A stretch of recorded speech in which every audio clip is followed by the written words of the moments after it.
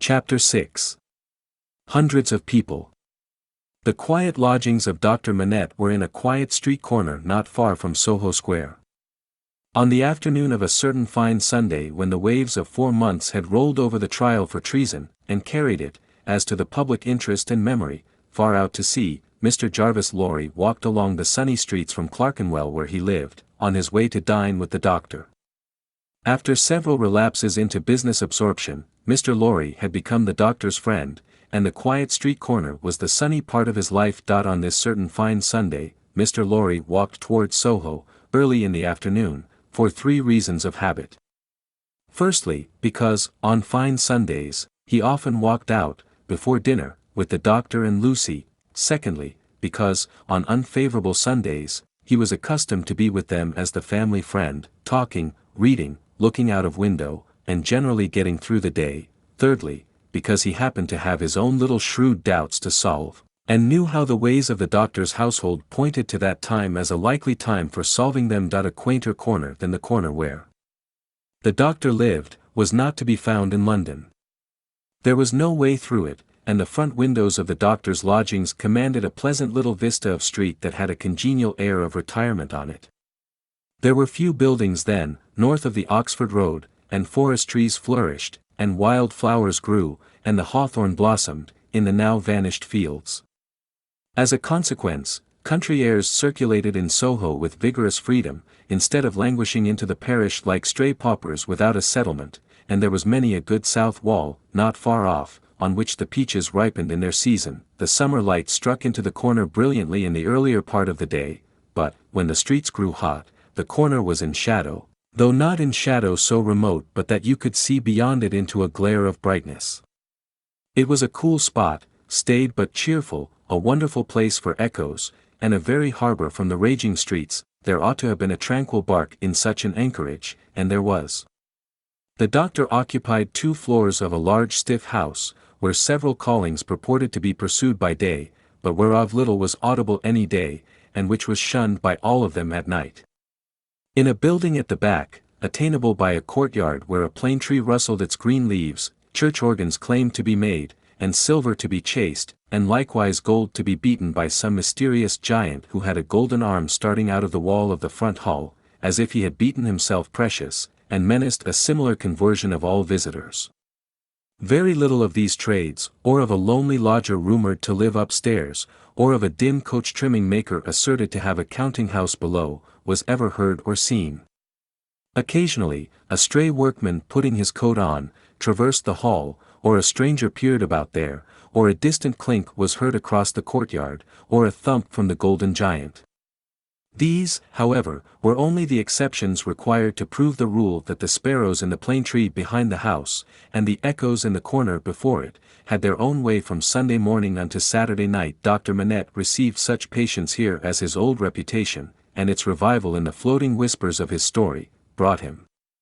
His scientific knowledge, and his vigilance and skill in conducting ingenious experiments, brought him otherwise into moderate request, and he earned as much as he wanted. These things were within Mr. Jarvis Lorry's knowledge, thoughts, and notice, when he rang the doorbell of the tranquil house in the corner, on the fine Sunday afternoon. Dr. Manette at home?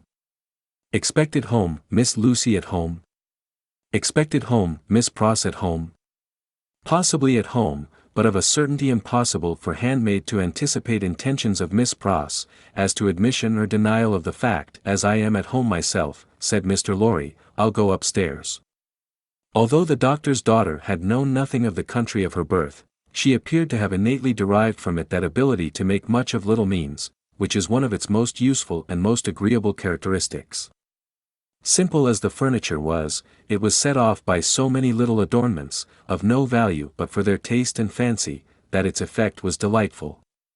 The disposition of everything in the rooms, from the largest object to the least, the arrangement of colors, the elegant variety in contrast obtained by thrift in trifles, by delicate hands, clear eyes, and good sense, were at once so pleasant in themselves, and so expressive of their originator, that, as Mr. Lorry stood looking about him, the very chairs and tables seemed to ask him, with something of that peculiar expression which he knew so well by this time, whether he approved. There were 3 rooms on a floor, and, the doors by which they communicated being put open that the air might pass freely through them all, Mr. Lorry, smilingly observant of that fanciful resemblance which he detected all around him, walked from one to another. The first was the best room, and in it were Lucy's birds, and flowers, and books, and desk, and work table, and box of water-colors. The second was the doctor's consulting room, used also as the dining room. The third, changingly speckled by the rustle of the plane tree in the yard, was the doctor's bedroom, and there, in a corner, stood the disused shoemaker's bench and tray of tools, much as it had stood on the 5th floor of the dismal house by the wine shop, in the suburb of Saint Antoine. In Paris, I wonder, said Mr. Lorry, pausing in his looking about, that he keeps that reminder of his sufferings about him.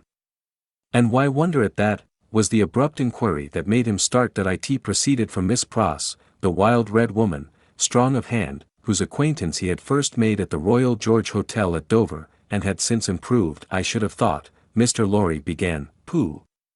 You'd have thought, said Miss Pross, and Mr. Lorry left off. How do you do? Inquired that lady then, sharply, and yet as if to express that she bore him no malice. I am pretty well, I thank you, answered Mr. Lorry, with meekness. How are you? Nothing to boast of, said Miss Pross. Indeed? Ah!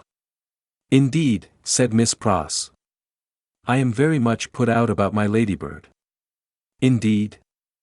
For gracious sake say something else besides, indeed, or you'll fidget me to death, said Miss Pross, whose character, dissociated from stature, was shortness. Really, then, said Mr. Lorry, as an amendment. Really, is bad enough, returned Miss Pross, but better. Yes, I am very much put out. May I ask the cause? I don't want dozens of people who are not at all worthy of Ladybird, to come here looking after her, said Miss Pross. Do dozens come for that purpose? Hundreds, said Miss Pross. That it was characteristic of this lady, as of some other people before her time and since, that whenever her original proposition was questioned, she exaggerated it. Dear me, said Mr. Lorry, as the safest remark he could think of, I have lived with the darling, or the darling has lived with me, and paid me for it, which she certainly should never have done. You may take your affidavit, if I could have afforded to keep either myself or her for nothing, since she was 10 years old. And it's really very hard, said Miss Pross, not seeing with precision what was very hard. Mr. Lorry shook his head, using that important part of himself as a sort of fairy cloak that would fit anything. All sorts of people who are not in the least degree worthy of the pet, are always turning up, said Miss Pross. When you began it, I began it, Miss Pross. Didn't you? Who brought her father to life? Oh! If that was beginning it, said Mr. Lorry, it wasn't ending it, I suppose. I say, when you began it, it was hard enough. Not that I have any fault to find with Dr. Manette, except that he is not worthy of such a daughter, which is no imputation on him, for it was not to be expected that anybody should be, under any circumstances. But it really is doubly and trebly hard to have crowds and multitudes of people turning up after him. I could have forgiven him, to take Ladybird's affections away from me. Mr. Lorry knew Miss Pross to be very jealous, but he also knew her by this time to be, beneath the service of her eccentricity, one of those unselfish creatures, found only among women, who will, for pure love and admiration, bind themselves willing slaves, to youth when they have lost it, to beauty that they never had, to accomplishments that they were never fortunate enough to gain, to bright hopes that never shone upon their own somber lives. He knew enough of the world to know that there is nothing in it better than the faithful service of the heart, so rendered and so free from any mercenary taint. He had such an exalted respect for it, that in the retributive arrangements made by his own mind, we all make such arrangements, more or less, he stationed Miss Pross much nearer to the lower angels than many ladies immeasurably better got up both by nature and art, who had balances at Tellson's. There never was, nor will be, but one man worthy of Ladybird, said Miss Pross, and that was my brother Solomon, if he hadn't made a mistake in life. Here again, Mr. Lorry's inquiries into Miss Pross's personal history had established the fact that her brother Solomon was a heartless scoundrel who had stripped her of everything she possessed, as a stake to speculate with, and had abandoned her in her poverty for evermore, with no touch of compunction. Miss Pross's fidelity of belief in Solomon, deducting a mere trifle for this slight mistake, was quite a serious matter with Mr. Lorry, and had its weight in his good opinion of her. As we happen to be alone for the moment, and are both people of business, he said, when they had got back to the drawing-room and had sat down there in friendly relations, let me ask you, does the doctor, in talking with Lucy, never refer to the shoemaking time, yet? Never. And yet keeps that bench and those tools beside him? Ah, returned Miss Pross, shaking her head. But I don't say he don't refer to it within himself. Do you believe that he thinks of it much? I do, said Miss Pross. Do you imagine, Mr. Lorry had begun, when Miss Pross took him up short with, never imagine anything. Have no imagination at all. I stand corrected. Do you suppose, you go so far as to suppose, sometimes? Now and then, said Miss Pross. Do you suppose, Mr. Lorry went on, with a laughing twinkle in his bright eye, as it looked kindly at her, that Dr. Manette has any theory of his own, preserved through all those years, relative to the cause of his being so oppressed, perhaps, even to the name of his oppressor? I don't suppose anything about it but what Ladybird tells me.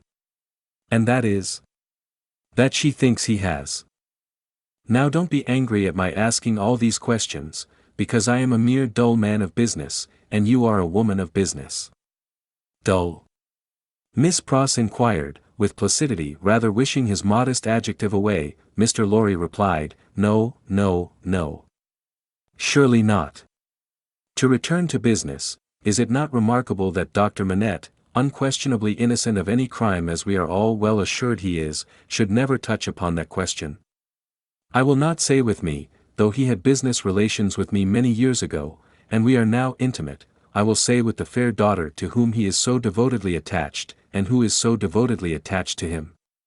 Believe me, Miss Pross, I don't approach the topic with you, out of curiosity, but out of zealous interest.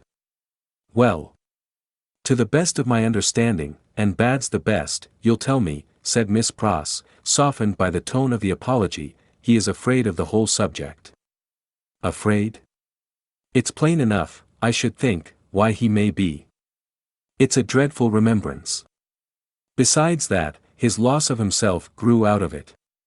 Not knowing how he lost himself, or how he recovered himself, he may never feel certain of not losing himself again. That alone wouldn't make the subject pleasant, I should think. It was a profounder remark than Mr. Lorry had looked for. True, said he, and fearful to reflect upon. Yet, a doubt lurks in my mind, Miss Pross, whether it is good for Dr. Manette to have that suppression always shut up within him. Indeed, it is this doubt and the uneasiness it sometimes causes me that has led me to our present confidence. Can't be helped, said Miss Pross, shaking her head. Touch that string, and he instantly changes for the worse. Better leave it alone. In short, must leave it alone, like or no like. Sometimes, he gets up in the dead of the night, and will be heard, by us overhead there, walking up and down, in his room. Ladybird has learnt to know then that his mind is walking up and down, in his old prison. She hurries to him, and they go on together, walking up and down, until he is composed.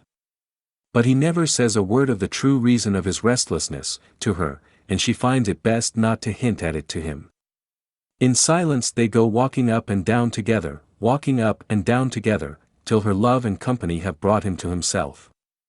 Notwithstanding Miss Pross's denial of her own imagination, there was a perception of the pain of being monotonously haunted by one sad idea, in her repetition of the phrase, walking up and down, which testified to her possessing such a thing. The corner has been mentioned as a wonderful corner for echoes. It had begun to echo so resoundingly to the tread of coming feet, that it seemed as though the very mention of that weary pacing to and fro had set it going. Here they are, said Miss Pross, rising to break up the conference, and now we shall have hundreds of people pretty soon. It was such a curious corner in its acoustical properties, such a peculiar ear of a place, that as Mr. Lorry stood at the open window, looking for the father and daughter whose steps he heard, he fancied they would never approach. Not only would the echoes die away, as though the steps had gone, but echoes of other steps that never came would be heard in their stead, and would die away for good when they seemed close at hand. However, father and daughter did at last appear, and Miss Pross was ready at the street door to receive them. Miss Pross was a pleasant sight, albeit wild, and red, and grim, taking off her darling's bonnet when she came upstairs, and touching it up with the ends of her handkerchief, and blowing the dust off it, and folding her mantle ready for laying by, and smoothing her rich hair with as much pride as she could possibly have taken in her own hair if she had been the vainest and handsomest of women.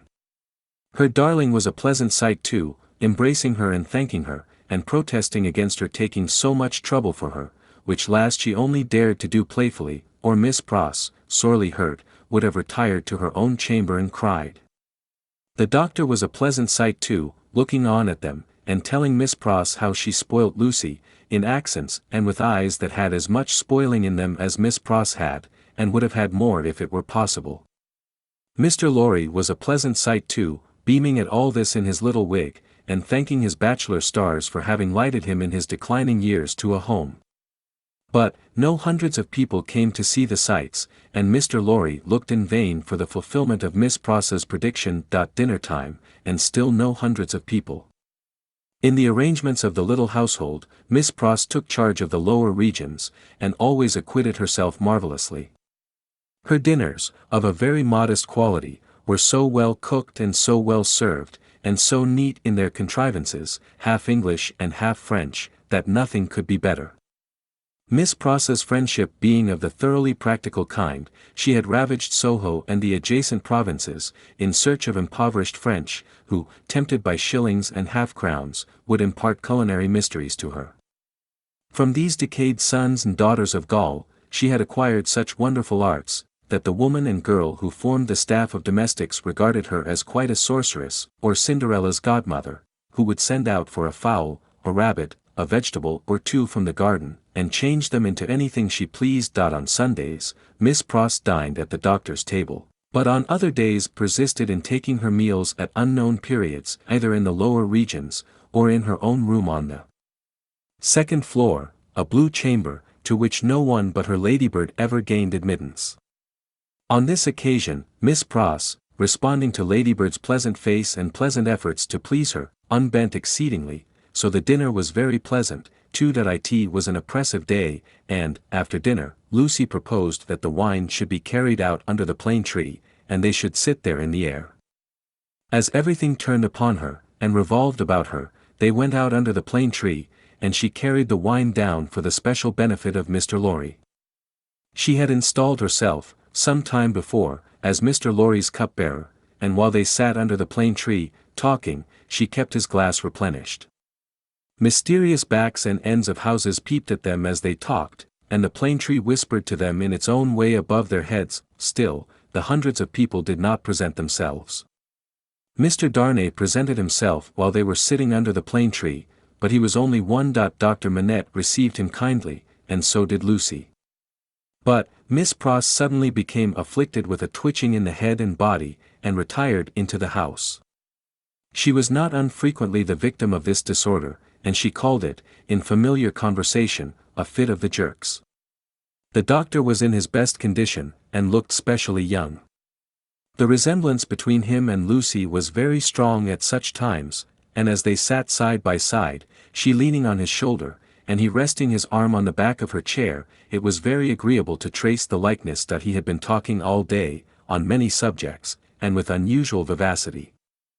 "Pray, Dr. Manette," said Mr. Darnay, as they sat under the plane tree, and he said it in the natural pursuit of the topic in hand, which happened to be the old buildings of London, "have you seen much of the Tower?" "Lucy and I have been there, but only casually. We have seen enough of it, to know that it teems with interest, little more."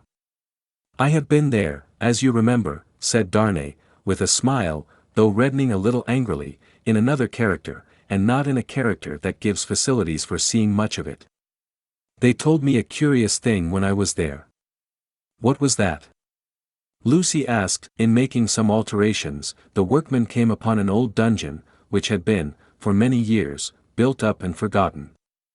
Every stone of its inner wall was covered by inscriptions which had been carved by prisoners, dates, names, complaints, and prayers. Upon a corner stone in an angle of the wall, one prisoner, who seemed to have gone to execution, had cut as his last work, 3 letters.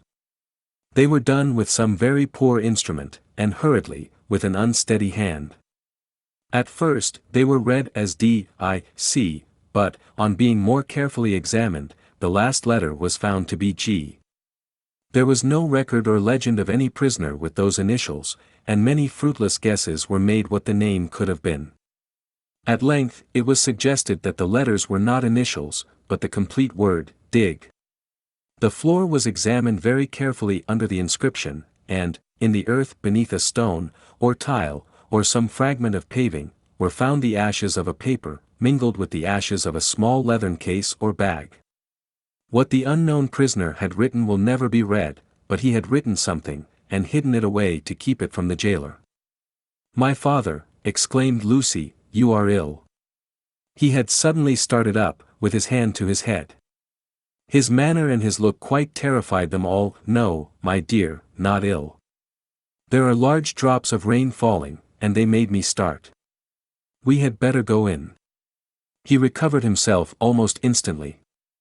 Rain was really falling in large drops, and he showed the back of his hand with raindrops on it. But, he said not a single word in reference to the discovery that had been told of, and, as they went into the house, the business eye of Mr. Lorry either detected, or fancied it detected, on his face, as it turned towards Charles Darnay, the same singular look that had been upon it when it turned towards him in the passages of the court-house. That he recovered himself so quickly, however, that Mr. Lorry had doubts of his business eye. The arm of the golden giant in the hall was not more steady than he was, when he stopped under it to remark to them that he was not yet proof against slight surprises, if he ever would be, and that the rain had startled him. Tea time, and Miss Pross making tea, with another fit of the jerks upon her, and yet no hundreds of people. Mr. Carton had lounged in, but he made only 2. The night was so very sultry, that although they sat with doors and windows open, they were overpowered by heat. When the tea-table was done with, they all moved to one of the windows, and looked out into the heavy twilight. Lucy sat by her father, Darnay sat beside her, Carton leaned against a window. The curtains were long and white, and some of the thunder gusts that whirled into the corner, caught them up to the ceiling, and waved them like spectral wings. "The raindrops are still falling, large, heavy, and few," said Dr. Manette. "It comes slowly." "It comes surely," said Carton. They spoke low, as people watching and waiting mostly do, as people in a dark room, watching and waiting for lightning, always do. There was a great hurry in the streets of people speeding away to get shelter before the storm broke. The wonderful corner for echoes resounded with the echoes of footsteps coming and going, yet not a footstep was there. "A multitude of people, and yet a solitude," said Darnay. When they had listened for a while, "Is it not impressive?" "Mr. Darnay?" asked Lucy. "Sometimes, I have sat here of an evening, until I have fancied, but even the shade of a foolish fancy makes me shudder tonight, when all is so black and solemn. Let us shudder too. We may know what it is. It will seem nothing to you. Such whims are only impressive as we originate them. I think, they are not to be communicated. I have sometimes sat alone here of an evening, listening, until I have made the echoes out to be the echoes of all the footsteps that are coming by and by into our lives. There is a great crowd coming one day into our lives. If that be so," Sidney Carton struck in his moody way. The footsteps were incessant, and the hurry of them became more and more rapid. The corner echoed and re-echoed with the tread of feet, some, as it seemed, under the windows, some, as it seemed, in the room, some coming, some going, some breaking off, some stopping altogether, all in the distant streets, and not one within sight. "Are all these footsteps destined to come to all of us, Miss Manette, or are we to divide them among us?" "I don't know, Mr. Darnay. I told you it was a foolish fancy, but you asked for it. When I have yielded myself to it, I have been alone, and then I have imagined them the footsteps of the people who are to come into my life, and my father's. I take them into mine," said Carton. "I ask no questions and make no stipulations. There is a great crowd bearing down upon us, Miss Manette, and I see them, by the lightning." He added the last words, after there had been a vivid flash which had shown him lounging in the window. "And I hear them," he added again, after a peal of thunder. "Here they come, fast, fierce, and furious. It was the rush and roar of rain that he typified, and it stopped him, for no voice could be heard in it. A memorable storm of thunder and lightning broke with that sweep of water, and there was not a moment's interval in crash, and fire, and rain, until after the moon rose at midnight, the great bell of St. Paul's was striking one in the cleared air, when Mr. Lorry, escorted by Jerry, high-booted and bearing a lantern, set forth on his return passage to Clerkenwell. There were solitary patches of road on the way between Soho and Clerkenwell, and Mr. Lorry, mindful of footpads, always retained Jerry for this service, though it was usually performed a good 2 hours earlier. What a night it has been! Almost a night, Jerry, said Mr. Lorry, to bring the dead out of their graves. I never see the night myself, master, nor yet I don't expect to. What would do that? Answered Jerry. Good night, Mr. Carton, said the man of business. Good night, Mr. Darnay. Shall we ever see such a night again, together? Perhaps. Perhaps, see the great crowd of people with its rush and roar, bearing down upon them, too.